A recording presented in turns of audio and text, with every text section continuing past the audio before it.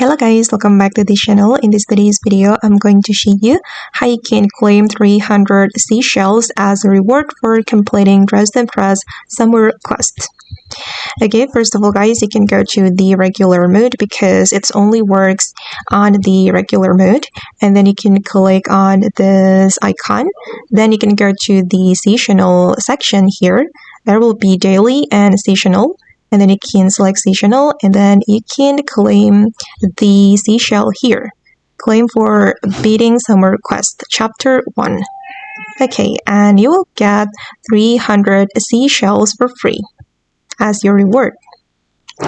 Okay guys, and that's all the way to claim 300 seashells as a reward for completing Dress and Press summer quest. I hope this video will be useful for you. Thank you so much for watching, and if you found this tutorial useful, don't forget to like, comment, share, and also subscribe to this channel. See you in the next video guys.